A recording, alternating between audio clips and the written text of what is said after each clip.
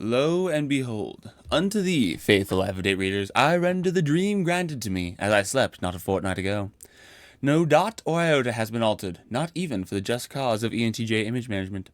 This dream has been preserved in its entirety, no doubt laced with hidden meaning, only the brave dare plumb the depths thereof. So I say once again, behold, and read on, only if you dare. My dream, or at least the part of it I remember upon waking, began in IKEA, particularly that final section right at the end that's more warehousey than showroomy. Grace, me, and two other authority-ish figures, something of a mix of my parents, the Myers, and an unknown set of grandparents, are with us, and our mission is to pick out a chair I can do philosophy in while eating dark IKEA chocolate. I know the authority figures offered to buy whatever chair I chose, but as I hold the price tag for the one chair I kinda like, it costs a total of $459, and this persuades me it's too much to ask for. Grace, noticing me examining the one armchair in the showroom, comments, "You know, Johanna has an infatuation with thick 2C chairs." I cringe inwardly as I get the overwhelming sense that Grace just inordinately revealed one of Johanna's deepest secrets, and hence I try to cover it for Johanna. Well, yeah, I mean, who wouldn't? I mean, look at that chair. The armchair now fills in with more detail, taking on an off-white color, a scraggly rug-like texture, and a wide, comfy seat. I try to move the conversation along. Don't they have any other good chairs? There isn't a single other armchair in sight. Grace bounces over to a one-person-sized table and gives a little "ooh" as she swivels the top of the table off to create a chair that hangs from the bar that once held the table atop. As a side note, I can actually see this design in my dream would totally legit work as a table that morphs into a usable chair. Like, it has no engineering flaws as far as I can discern, and that could totally exist in real life. Though I've never actually seen it done before, so that's intriguing. Anyway, now that I think about it, actually nothing really happens in my dream that defies physics in any way. Well, except for a female benj holding the pony over the fire. But, given that man's muscles, I'm pretty sure we're still within the realm of possibility. Anyway, what about this? She asked inquisitively, sitting down at the narrow seat backwards and draping her arms over the bar that holds it aloft. I transform another table chair of the same model and take a seat in a similar fashion. The seat part of the chair doesn't go back far enough, so I have to squish forward to keep my butt off the chair. Or my butt on the chair. I look over to Grace, who seems to be happily enjoying herself. Well, I think to myself, maybe with your anatomy it's comfortable before a guy. Nope, I respond, and I get out of the chair to go look for other options. There are only more transforming table chairs as far as the eye can see.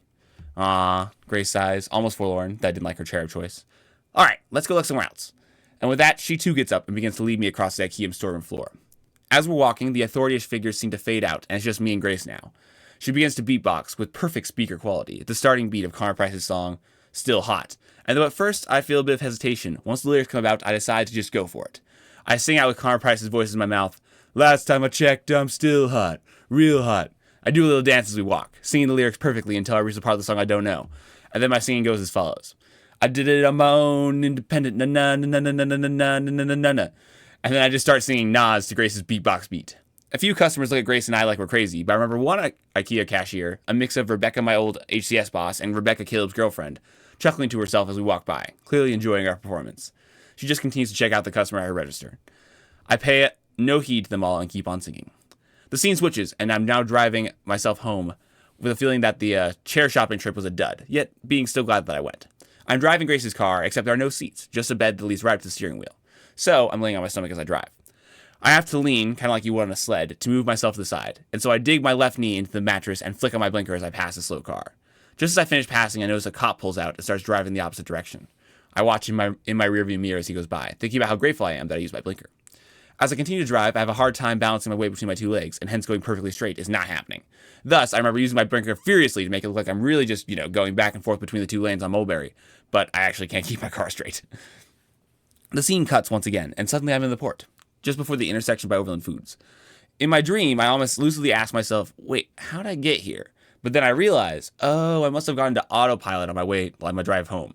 After all, this is the way I used to go to drive to my old house, so, I guess our childhood really is deeply ingrained in us. And then I begin to have a thought about how the subconscious significance of my childhood might have other effects I'm not aware of regarding my psychology, but then I notice the light ahead of me is red, so I slam my brakes. Suddenly, I notice it's winter because there's a pile of snow in front of the building where the old Dollar Tree used to be. Though in my dream, it's the liquor store that's there today, but nevertheless, it carries the information that it's the building with the Dollar Tree used to be in. And so my car skids on the ice and slides halfway through the intersection before even getting close to stopping. Thus, I decide the cause is lost, and I let up my brakes and drive the rest of the way through the intersection, hoping no cops saw me. Once again, the scene changes, but now I'm at the intersection of the port on foot. Notably, barefoot, with the weather being a slight drizzle and a pleasant spring temperature. I walk across the road to the side that the pig restaurant is on, and look down the road that leads back to my current house, still feeling I need to get home. A woman with a fit and muscular build runs by me, and she said, "Oh," and I hear her say to herself, "Yeah, I should have time." I remember looking at her a little quizzically before then continuing down the street myself. I hardly go any distance at all before I duck off the side, going through an abandoned construction site with open doors and being careful to avoid the shiny brass screws glistening in the mud as I do so. I get to the other side of the construction site and find myself along a creek. I then begin to walk alongside the creek and behind the houses, amongst what I knew was private property. I follow a jank but clearly established trail as I go, kind of like the trail behind William Varley's house in the gully. Before long, I reach a place that I knew I had been before. What I felt at this point in my dream was actually especially unique. Like, once I reached this place, it's almost as if I was able to, conjure memories of another dream I'd had years and years ago, where I had been exactly here. It was like dream deja vu. And in my dream, I was, certain I had been here before. And I can remember my previous dream where I had traversed this place. But unfortunately, now that I'm awake, the content of my quote-unquote remembered dream is lost to me, which is super sad. There was this bridge made of 2 long vines and old sticks draped across them, somehow secured in place with only natural resources. It spanned a sort of cove creek, which was now more of a river. Oh, a sort of cove in the creek, which was now more of a river. On the other side of the bridge, both ends of which were suspended by a tree from the other side of the bank, there was an almost Pokemon-like shape seemingly carved from the tree's dead branches, kind of like how you would make a shrubbery sculpture. I remember thinking it was cool and taking a picture of it for life of the emails, which is kind of ironic. I then began to try and climb the tree on my side of the bank, but the little branches sprouting out of it were extremely thick, so I was really having a very hard time of it. As I got just about a foot off the ground or so, I realized I triggered a mechanism of sorts. All of a sudden, an owl, completely made of branches and wood, yet nevertheless flapping its wings, came toward me, upheld by a branch on its back, only to then recede back out of view. When this happened, I got the vague sense that some clever yet completely natural scare trap that whoever had created this bridge to set up had occurred, and I should have been terrified. Yet sometime in my past, I had experienced this whole thing before. Sorry, I lost my spot. Oh, I had already triggered the owl scare trap, and so I wasn't caught off guard. I had stopped trying to climb while the owl scare trap went off, and so, as it receded, I got back to climbing. Suddenly, I had the strong sense that I should hurry before someone finds me, since, I knew this was private property and I shouldn't be here. As if on cue, a deepish feminine voice, a lot like Antonia's from Personality Hacker, halts me from behind. I wouldn't keep going if I were you. I freeze, and without looking back to see the owner of the voice, eye the bridge ahead of me, examining the possibility of escape. I hadn't yet climbed high enough that I could get on top of the bridge, given how far I climbed up, but I would be able to grab the lower vines and shimmy across. I considered it, but then somehow I knew the woman behind me was fitter and faster than I was, and she would be able to catch me if I tried. I turned around and looked at her, and was surprised to see that she was the same woman that had ran past me not long ago. She was wearing a collared shirt now. I don't know what she was wearing before, but nevertheless I knew she had changed clothes, with the top button undone and the shirt ruffled on off-center. Also, her long hair was a mess. Yet nevertheless, she stood with her hand on her gun, with her hand on the gun hoisted at her hip, and with absolute composure, as if she knew she looked disheveled, but couldn't care less about that fact. Her demeanor also demanded that I feel the same, which, in fact, I did. Instantly, I knew this one was an ISTP. It was as much an observable fact to me as the gun on her hip. I also got the sense this was a female reincarnation of Benj, with physique to match, of course. As I climbed down, I smoothly, or at least, from my self-perception of the dream, smoothly, initiated a bit of small talk. I remember coming off this bridge when I was 12. Kind of crazy how time flies, huh? The woman responded, "Yep, I remember being here when I was 15. When she said that, I just got this sense that in some way she had matched me, and we had tied in this, banter competition. I dropped down the rest of the way from the tree and hit the ground. The woman looked over to the sandy spot just in front of the bridge that I hadn't noticed until just now. "You didn't touch the sand, did you?" "No," I replied. She lifted her hand off her gun. "Good. If you had touched that, I would have had to lock you up. But since you didn't, I suppose you haven't technically done anything wrong."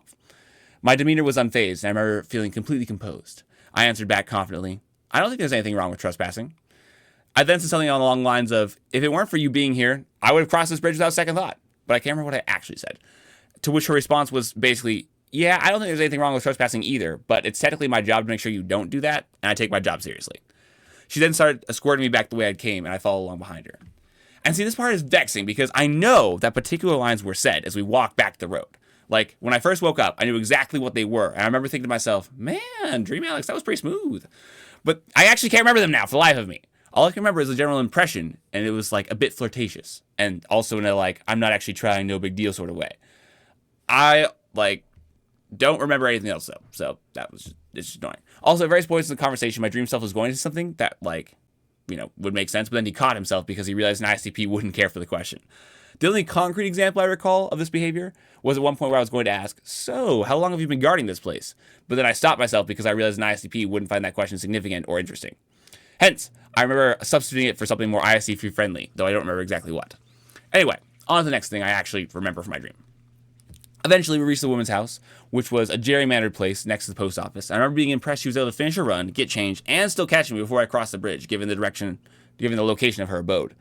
She led me into the room with an open fireplace, where the floor slanted steeply toward the fireplace. We continued to say particular things back and forth, which I have forgotten, and I remember thinking that the best long-term play for our conversation was just keep it super casual, if some sort of romantic relationship with this ISTP would ever work out.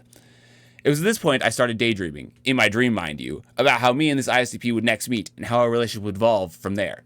I remember thinking about like how after a week I would come back in the middle of the night, cross the bridge, and then leave a note on the tree rubbing in the fact that I got past her in her face.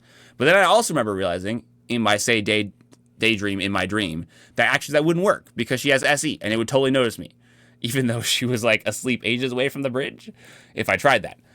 So then instead, I started thinking about how if I got caught, maybe we could use that to get to know each other as she went to lock me up, and perhaps we could develop some like fun banter around me being incarcerated. And it was at this point in my dream that the ISTP's wet from the rain miniature pony came into the room and lay down between us, dog style, in front of the fire. We were just sitting like cross-legged across from each other, with the fire to our left. She then picked up with one arm the pony and began to hold it over the fire to dry it out. As she did so, I remember starting to say, that's not, and then stopped myself as I realized an ISTP wouldn't appreciate me critiquing her actions, nor would she probably listen anyway. It was this point in time that the miniature pony neighed in pain from the heat, and so the woman pulled her pony off the fire and put it back on the ground. Yeah, I remember finishing my thought earlier to myself, that I was having earlier to myself. That's not how you dry a pony.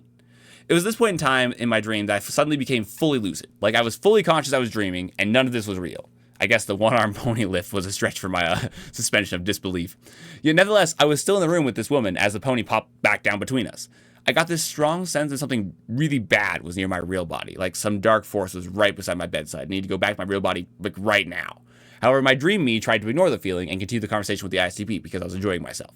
Yet a few moments later, the feeling came back, and this time even stronger, so almost begrudgingly, I willed myself to stop dreaming and wake up. And then I did.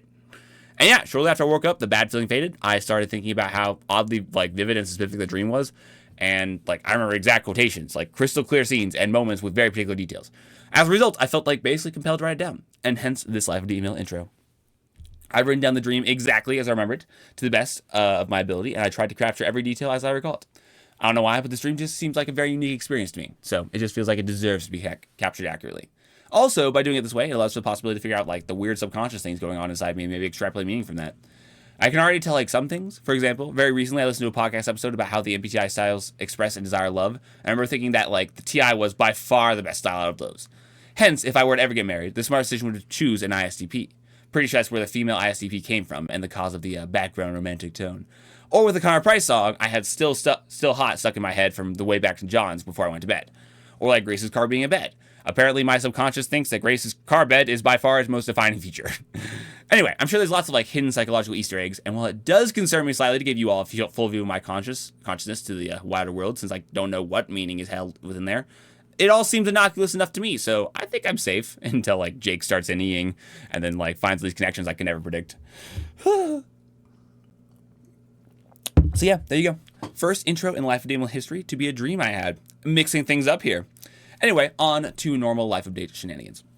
Picking up from my last Life Update, I went to work at noon, did Funime, and then went straight over to Neo and Sydney's to work for 4 hours straight on last Life Email, which I finished with perfect timing just before they kicked me out due to other scheduled events. During that time, Sydney worked on some sewing project, and we did a vibe session, and Neo packed, I do believe, because they're going to be moving soon.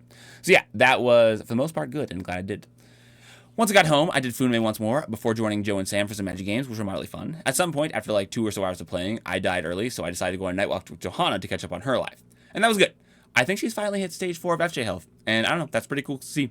Once I got back home, I discovered Joe and Sam had played like one more game, and thus I did a few games of 1v1s with Sam before calling it quits and going home to sleep. The next day was a Thursday, and so it happened to be the 4th of July. It's like the American Guy Fawkes Day for all you Kiwis that may not know. Hence, due to the celebration, we had a 4th of July soccer game, which was very big fun. A lot of people who used to play there years ago showed up, and it was really fun to see them again. Also, apparently, some mechanical engineer who works with my Uncle Dusty knew who I was, so that was kind of weird. See, my Uncle Dusty is an ISTP, so in typical ISTP fashion, you would think he couldn't care less about my existence. At least that's the strong impression you receive from an ISTP. But it's revealing moments like this where you find out, on the contrary, he actually does care quite deeply and has actually talked about me a lot to some random guy I've never met. Yet this man, because of said conversations, can figure out who I am just by looking at me. See, that's the FE in UTI DOMs. But don't worry, we can pretend it doesn't exist. On the sole condition, of course, you acknowledge my inferior FI doesn't exist, which seems a fair trade if you ask me. Anyway, aside from said coworker guy knowing me via osmosis, he was also stinking good at soccer. Like, much better than me. By far the best player on the field. So I kind of like made it my personal mission to shut him down, which I did succeed at, though it was quite a task still.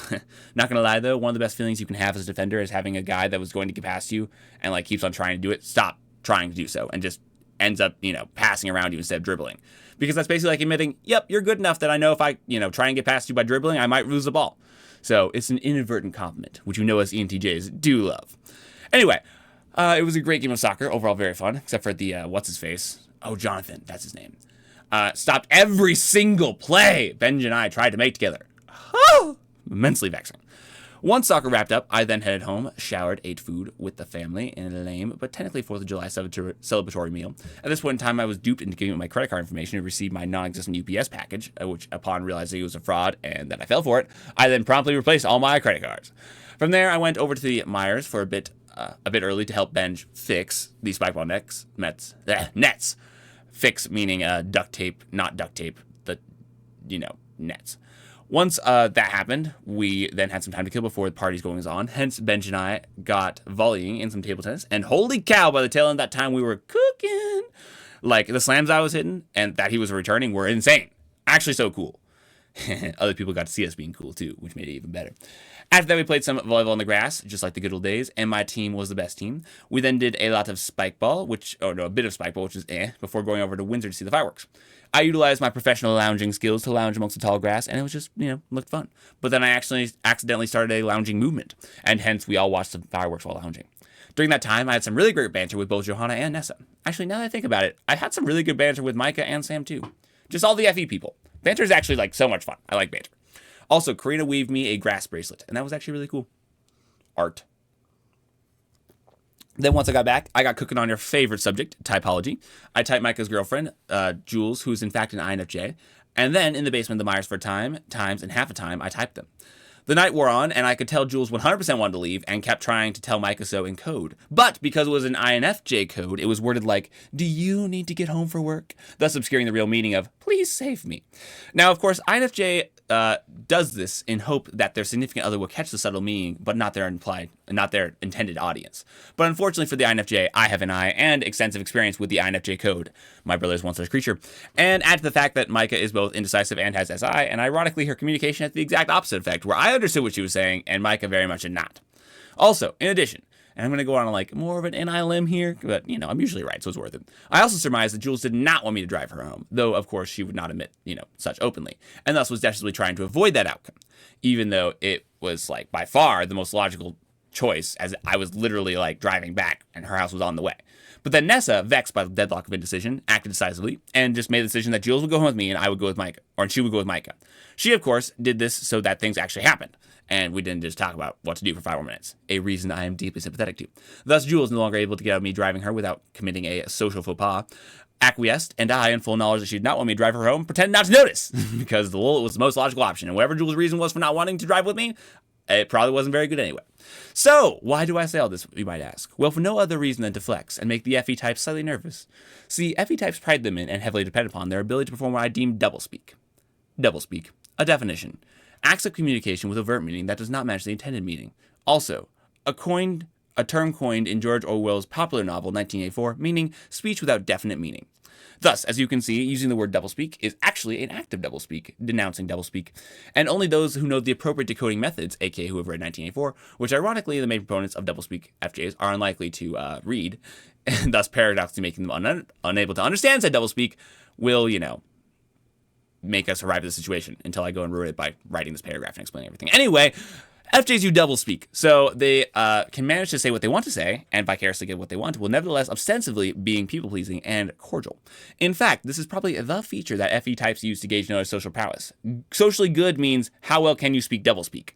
In fact, as I understand it, FE types even get little highs when they perform acts of doublespeak undetected by the rest of us muggles. And if you ever see 2 FE types try and control a room with their doublespeak doublespeak skills, you'll basically see them like spirit high five when they succeed. It's kind of hilarious to watch, actually. They actually get so happy. They feel so fulfilled. Like, it's just fantastic. Anyway, all I have to say, FE types love to doublespeak, and most of the time I'm like, I love that for you. And then I move on with my life. But every once in a while, I like to exercise my NI a little bit, and then I, publicly translate, just so that the FE types don't get too comfortable in their manipulation. No derogatory sense intended of tactics. See, doublespeak only works if the desired audience can't understand it, which most of us most of the time can't. As a result, we are often just amazed as things happen to work out in the FE user's favor. Of course, once you're aware that it's happening, the jig is up, and you can see them controlling the room, which in effect robs them of their power. For FE users, understanding doublespeak and all other forms of woo-woo subtle acts of non-explicit communication that I tend to ignore is bad news for them, if we get that. Hence, FE users tend to try and keep things subtle. Much easier to control people if they don't know their strings are being pulled.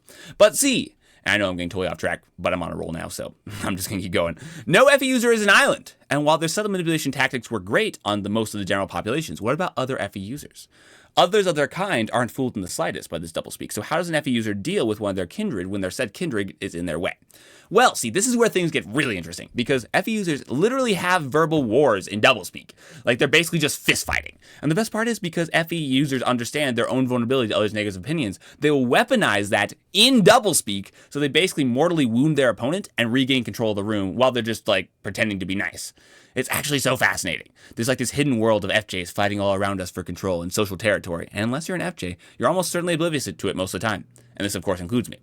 But, see, this is where the INTJ and the ENTJ can really throw a wrench in things for the FJs, because unlike other T users, which in general FJs would just rather not have to work with, these two varieties have NI, which means if they choose to, and if they develop the skill set, they can actually tune into the FE doublespeak and decipher its meaning. See, that is like a superpower, because if they choose to is the key words. See, these types, ENTJs, INTJs, can tune out of doublespeak and genuinely just not care what the FJs think of them. Thus, the FE's known tactic for dealing with those in the know by, verbally stabbing them in doublespeak doesn't work on the XNTJ. Effectively, the XNTJs, if properly cultivated, can both understand doublespeak and be immune to doublespeak attacks. Of course, the FJs are missed by this fact on a few counts. First, because they don't understand how one could understand doublespeak and not be able to speak it in turn. Unfortunately, it's pretty rare that XNTJ can actually use doublespeak because lol T doesn't really work in subtlety. Hence, in the vast majority of cases, we just understand the language but can't use it. Thus, FE users tend to think we're extra heartless because we have the power to quote-unquote help, aka use doublespeak to subtly control the situation for everyone's good, and just don't, though of course we can't actually do that. Second, they are perplexed by how it's possible to turn off our doublespeak detector. See, FJs are basically always listening for doublespeak, especially IXFJs.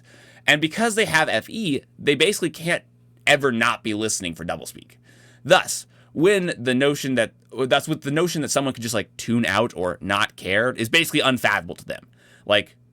When their doublespeak attacks of stabbing don't land, the FJs just kind of look at us like we're omnipotent gods. It's a really good feeling because they just stare at you in awe but how did that not hurt you? And you just flex a bit, looks into the distance and be like, because I'm cool like that. Anyway, all that to say, as an ENTJ, I'm in this weird in-between space for FJs where I can throw them off their groove, and I like that. Now, granted, I haven't spent much time cultivating my understanding of doublespeak, and on top of that, the vast and overwhelming majority of the time, I choose to just tune out the language because trying to deal with it is exhausting and also just dumb. I am firmly convinced that my way of communication, aka say what you mean, is objectively better, and hence I won't stoop to doublespeak, that the FJs use. But, once in a while, I like to tune in order to remind my FE users that I do see the games they're playing, and yes, I know they're manipulating me from the shadows, and, they can only do it, though, because I let them. Also, because, when they do control people, it's almost always benevolent or neutral, so, why not let them control me? Also, I'd like to make it clear that, it's not just X and TJs that can tune to doublespeak. Almost all types can if they, try really hard, but they just usually aren't as successful. For example, SI types can tune into common doublespeak patterns they've seen used often, or spot the doublespeak within people they know very well. NE can find doublespeak in basically anything, but, because it's NE, who knows if they're right. It really depends on the NE user.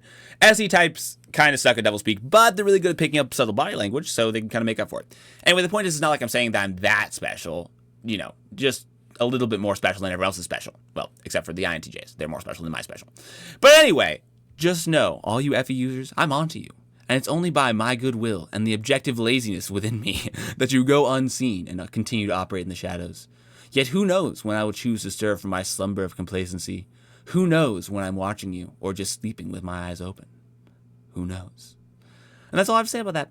Hopefully all the FA users feel a little bit anxious, and hopefully they also better understand what they're doing, because most of the time they don't actually think about what they're doing and don't realize they're actually having these FA wars. So you're welcome, FA users. You're welcome. To get back on track, though, I took Jules home, dropped her off, and then went to sleep. The next morning, I was sore from all the physical activity the day before, but I survived. I then read some of my cancer books and talked to Grandpa for an hour or so. We talked about what he called community, which, as far as I could discern, translated into a purple/2 tribal nature of community, where tribal inclusion was determined by physical location, aka if they were part of the same town or not, and where regardless if you liked the person or shared the same worldview as them, you cared for them. It was like a very familiar description, and of course, it's fairly appealing, especially to my green self. Anyway, interesting conversation, and I do think Grandpa is right that we're losing the last refuges of purple thinking, though of course I see that as just societal progression. After that, I went over to Joe's, where a lot of us, including Jake, got together and did a magic draft, which was a lot of fun. I didn't get any really good polls from that, unfortunately, and my deck performed on a meh to eh. I see you, Sam Myers, end of things. But still, I had a good time. Once I wrapped up, I took Neo home and went to sleep. The next morning, I kicked things off with an infrared sauna, and then while I was basking in the oppressive heat, I then spontaneously received a call from Noah Sanders. His deep voice boomed across the line, informing me that a small group of guys were playing some airsoft, like right now, and I was invited to join. Hence, post-haste, well, actually was some postponement to the post-haste since I had like 5 more minutes on my infrared sauna. I then, post my postponement, gathered my gear and ventured to the usual spot. Post-haste. It turned out that all my posting and hasting worked out for me, because while I was objectively late, it actually made me perfectly on time, as the river was actually very high, and thus crossing was much more of a process, and they were finding it very difficult. Hence, when I actually got there, they were like finally ready to cross. Noah bought this like inflatable canoe thing, and we just had to like paddle big stonk across the river. I have a picture. There's like a little canoe on the far side. Can you see that? Anyway, the hard part was that Noah attached a climbing rope to the back of the canoe thing, to reel it back once we crossed. But you should not underestimate the amount of force a dragging climbing rope in a river can exert upon a man in a canoe. It is a remarkable amount of force. Hence, when you paddle over, it was like a race against the current to get to the other side before the rope caught the current and dragged you back. Good times. I did it first try, though, not to brag. I'm just cool like that. Anyway, we all got across, and with soaked butts, got airsoft games going. I actually did really well, and probably had the highest killed to death ratio. Since I've done this a lot by now, I've overcome that duck in fear instinct of my earlier days. But, I'm also a bit more strategic than Noah, who I would characterize more of like a reckless airsoft player. Hence, I have that nice sweet spot of good gameplay. That explains why I had the lowest KD ratio. But yeah, it was fun. Great to don the old helmet once again and get eaten alive by mosquitoes while shooting people through the foliage. Oh, that is the one really big difference for this airsoft game. The foliage was thick. Like, the grass was super tall and everything was just growing like crazy. And it was honestly a whole different style of gameplay from past games. Because you could just, drop down and you'd be fully in cover because the grass was so tall. We usually come in, the spring or fall, so I haven't ever played in the summer like this before. Also, I got so sweaty because, I wore a sweatshirt for ouch protection. But man, did the weather not warrant it. But again, overall, it was fun.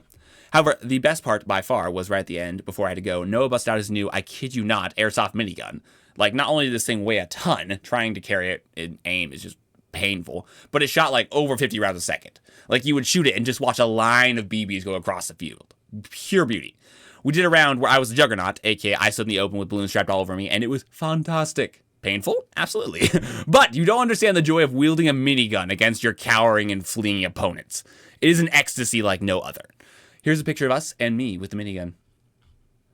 That was just great. Once I'd gone through literally 10,000 rounds, which took me 15 minutes, and most of my balloons had been popped, I then kayaked back across the river, bailed before the current caught the rope, and I got a little bit wet because of that, and then journeyed home.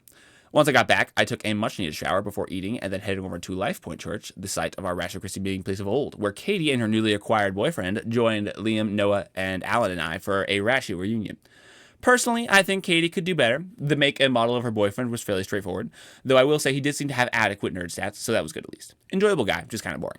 That said, though, when I was with them all again, I realized that was just kind of the thing for all of us. We're just a bunch of mediocrely, so slightly awkward, socially, I'll say that again. We're just a bunch of mediocrely to slightly socially awkward nerds, and do not have a very impressive social clique. It was probably because, I've grown that I can see that difference now, but still, the contrast was stark.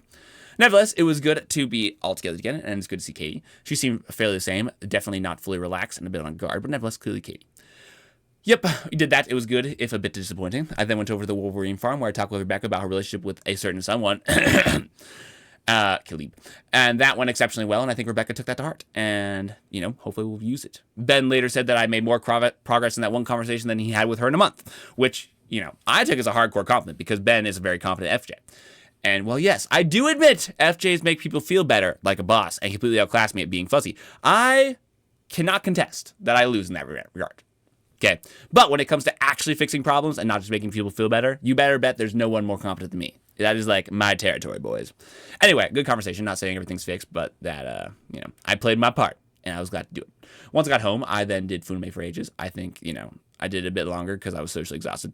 And then I went on to sleep because it had been a long day.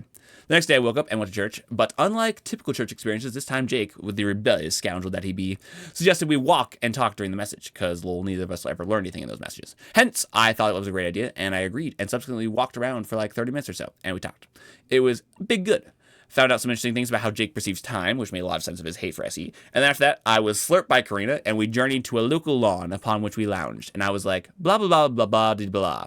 And she was like, very wise. And then we came back.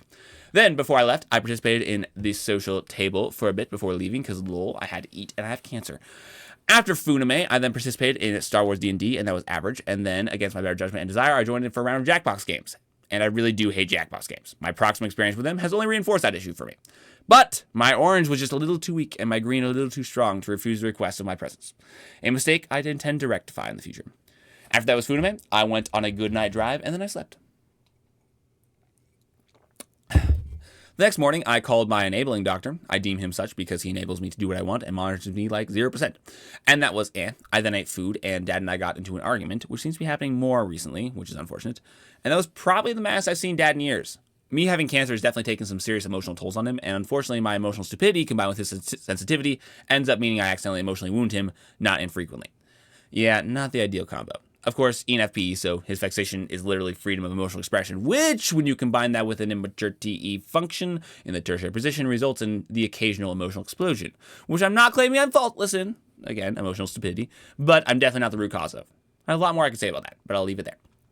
Nevertheless, while I didn't get emotional, Dad was quite the opposite. Tangent. But oddly enough, the fact that I, in emotionally charged situations, become devoid of most forms of emotional expression and switch to being like super logical and collected seems to only further exacerbate conflict when I have it with feelers. It's like I have an inverse emotional expression. The more emotional and heated the people around me get, the more logical and clear-headed I get.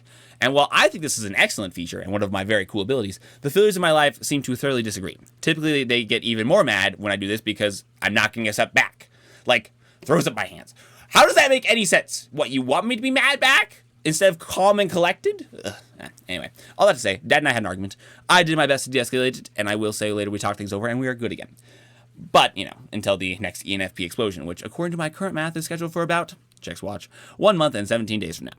I say that in half jest and half seriousness. But joking aside, and being a given that I find Dad's like emotional nature vexing at times, I do think the aftermath was handled well and we overall fixed our relationship. So, yeah, we figured out a system and a way of doing things that don't trigger him as much, and that is working excellently thus far. Okay, moving on for realsies. After that, I drove to Benj's house, where we proceeded to play racquetball, and then Benj wiped the floor with me. I think I won like 1 out of 9 games. Granted, the games I lost were all fairly close, but still, I got absolutely destroyed. I'll write off my failures as a psychological stress, so I don't have to admit Benj is better than me. Well, that sounds like a good plan to me. After that, exhausting 2.5 hours. You have no idea how tiring racquetball could be. Benj and I then tested out our gym maxes, and we both improved our benches by 20 pounds. Me up to 155 pounds, and Benj up to 225. Just saying that number next to mine hurts my soul, as every competitive bone in my body is like, that's like almost 100 more than you. But it's okay. It's okay. We then also maxed out on leg bench presses, and I got 540 pounds, while Benj got 720. And here's a picture of him pushing for all his might. Oh, we also planked, and I got 230, up from 145, and Benj got 3-something, also 45 seconds up from his original record. So it seems we're improving at the same rate, which I guess that's something of a consolation prize. Anyway, we did that, and thoroughly exhausted, carpooled back to his house, and we both journeyed to Joe separately to play some Magic and then some D&D, which went well. After that, I drove Neo home, and we talked about some stuff in this parking lot at his house before I went to bed. Wait, that doesn't make sense. I drove Neo home, and then we talked about some stuff in the parking lot before his house. And then, as I was going to bed, I got a message from the great Varley telling me he was in the sort of distress only an ENTJ in the meta can experience. So, I ended up staying up a bit longer and talking him through things, which I don't think fixed everything, but I think it probably helped. Also, during that call, my phone got run over by a truck, which remarkably left it unaffected. Like, I jogged across the road, felt my phone fall in my pocket, only to turn around and watch a trunk go ka-chunk right over it. Like, it seemed like he was trying to hit it. But then, lol, it was totally fine. So, yeah, gotta say, the Samsung S23 Ultra ain't so bad. And, yep, with my phone and my friend avoiding destruction, I then called it night and slept. The next morning, I woke up, got a chiropractor, and worked on getting all the pills out of the boxes until I achieved in all the boxes, right? That makes more sense. Next morning, I woke up, got a chiropractor, or did a chiropractor, and then worked on getting all the pills in all the boxes until I had achieved that goal. I then did food before taking a nap because I was tired, and then I talked with Mom and Ben before taking yet another nap, at which point I finally achieved full refreshment, though I didn't, want to work out. I did because I am a very diligent man. Anyway, after that, Deep Voice Noah and Melissa came over for dinner, and that was mildly interesting, though not much happens in life, except from having a child, so, not very many grand stories, but still entertaining. However, during that time, I got a spontaneous call from one of my two favorite INFPs, sorry, Katie Smith, but they outrank you, Katie and Emerson, and hence, I hopped in the car with them, and after a short degree of deliberation, decided to go on to bedazzle Grace's car, of which here's a picture. The notable products of our labor, we put a bunch of sticky eyes on it and sparkly sequins. And our work was a masterpiece. As Emerson, Katie, and I got to work, some of the Ellerslie guys, since Grace is parked right next to their dorm, noticed what we were doing, and with a mix of, you guys shouldn't do that, and it's fun breaking the rules vibes, they ended up joining us for the bedazzling process. Honestly, I think it made it worse because, the girls and I were having like a good conversation before they all came, and then you could tell they weren't nearly as comfortable, so it kind of brought down the vibe. But, oh well, what's to be done. Once we finished the Lord's work, Katie, Emerson, and I slipped back into the night, and we ended up just talking until pretty late. Honestly, definitely the best conversation I've had with the two of them. See, I think the biggest functional difference between INFPs and ENFPs is how much of a soul they have.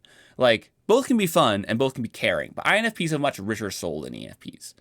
I don't know, I guess what I mean by that is, like, ENFPs always want to keep things, like, lighthearted and, like, they don't really see you the way FI DOMs do. Don't get me wrong, INFPs are very fun. Like, I think they're, when they're comfortable, that is. Otherwise, they're not very much fun at all. But, and I've experienced this with Korean as well, FI DOMs, like, have this way of peering into your soul that no other type can. And it's both radically unnerving and strangely comforting. Inferior FI, so lol, as you might expect, I have a love-hate relationship with those of the fairer function. All that to say, hanging out with them was good without Grace, because in some ways it made the conversations better. And it was still fun and lighthearted. And yeah, I just enjoyed it a lot. Next morning, I got my blood drawn for all the cancer tests, did Funime, then Joe came over and we did some Magic 1v1s, which was fun. Then at the tail end of the games, we drove and talked before we picked up the shoes I'd left in Emerson's car. Upon the successful retrieval of such footwear, Joe then dropped me off. I ate food round 2, and then due to the combined summons of Grace and the ENTJ I typed earlier, Reagan, I then drove over to Ellerslie and joined in some sports. My reception to that group was very interesting because I got to witness firsthand how Athletic Pro was a status-granting thing. Like, to start off with, everyone just kind of ignored me.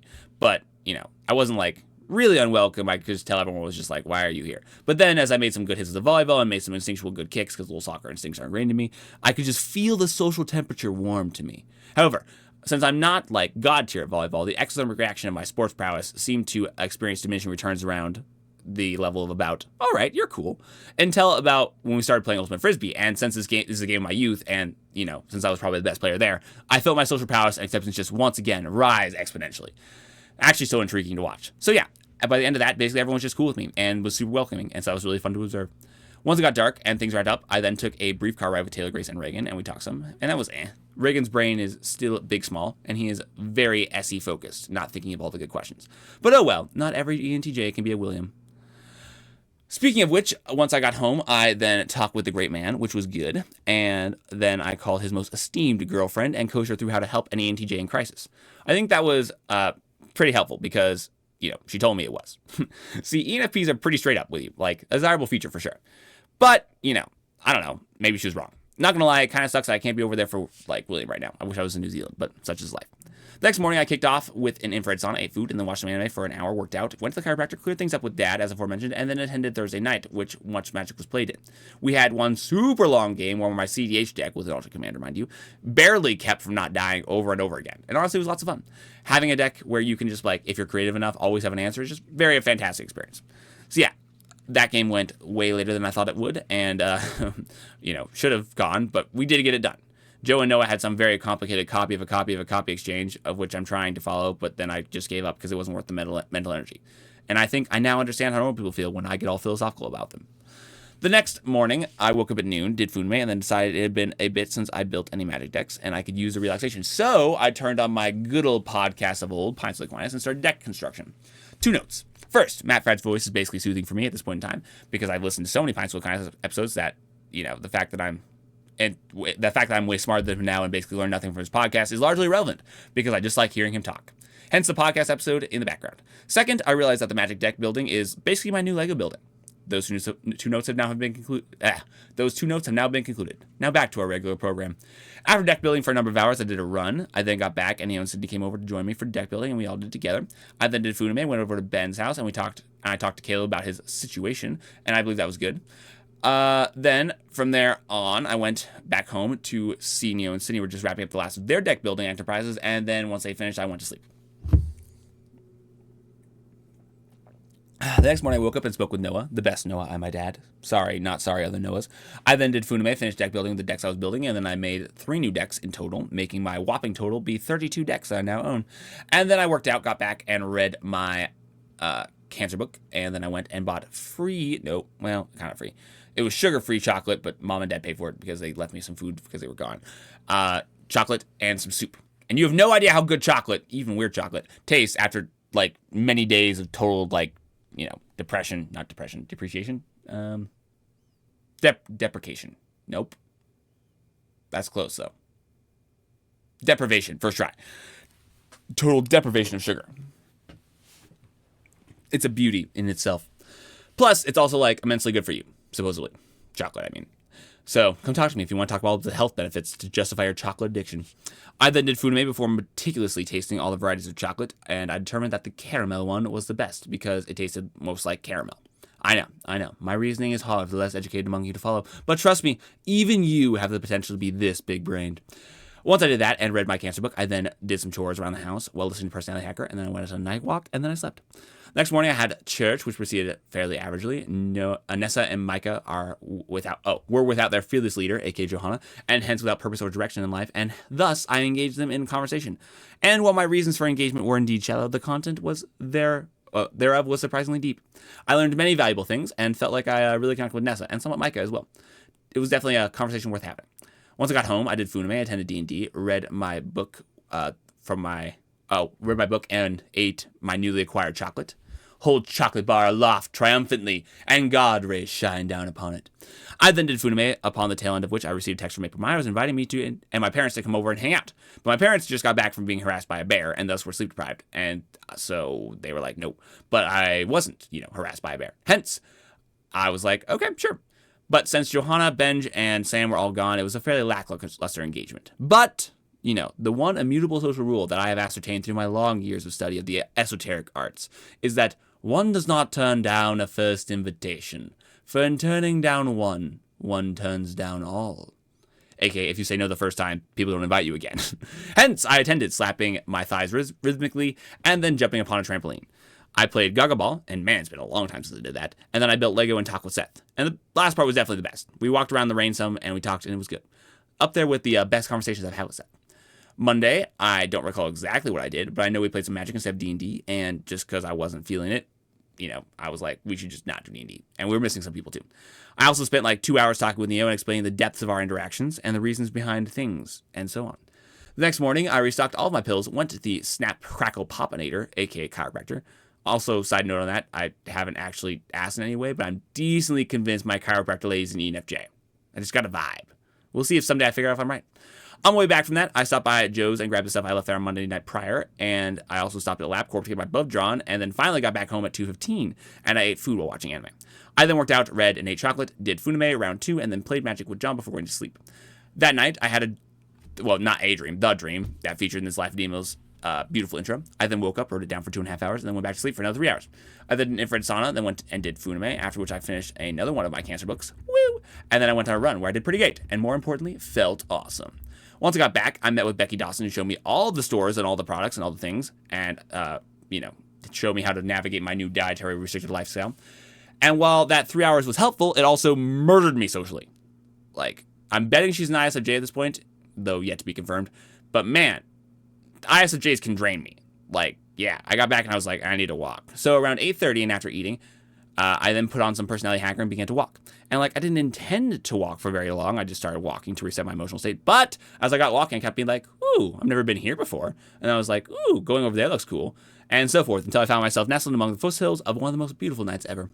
Man, I wish I could have like shared that moment with all of you, because it was just perfect. Like, there was 1 or 2 fireflies flying among the tall reeds, and this bridge over this little creek, and the otherwise open, quiet plains. And there was even an owl that like flew up to me, like close enough if I had jumped, I might have been able to touch it. And it was like perfectly silent. Like, even that close, I could not hear its wing beat at all.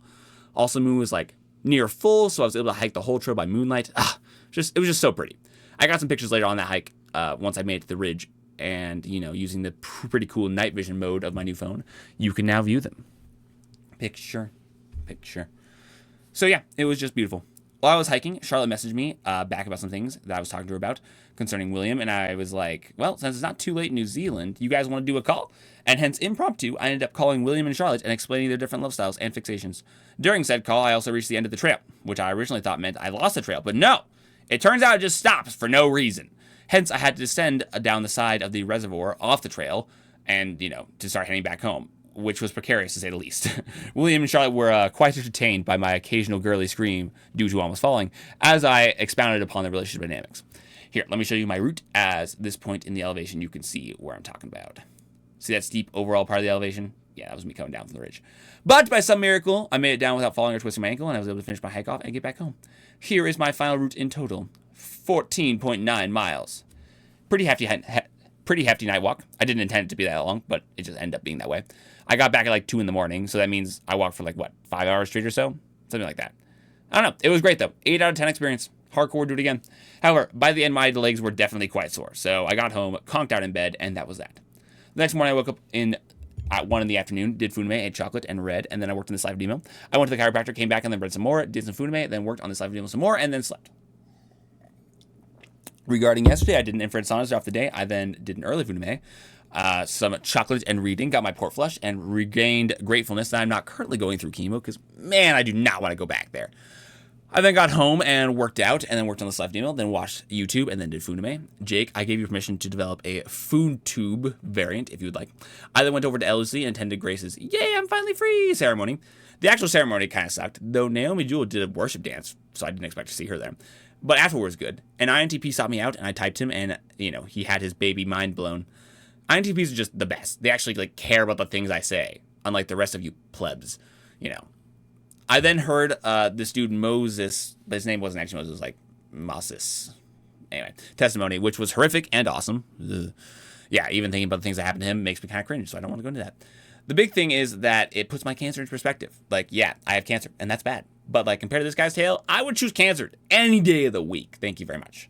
Anyway, heard that, and then I went back with Reagan to the guy's dorm and played him and 2 other guys in chess, and I crushed them all. And Reagan, I killed in 3 moves, and he was kind of upset about it. And yeah, I invoked some angry reactions from, utter destruction. But Reagan got over it fast, and even had everyone pray for my cancer, so that was really cool. It was this point in time that the FJ leader, Nathan, kicked me out, and I could tell that, as soon as I started nerding out, the walls went up real fast, and I was classified as a threat. See, early in the night, Grace was torn between intellectual authorities, and because, she knows I'm smart, she asked Nathan, one for leaders, if he would debate me on the real presence, so she could see who was smarter.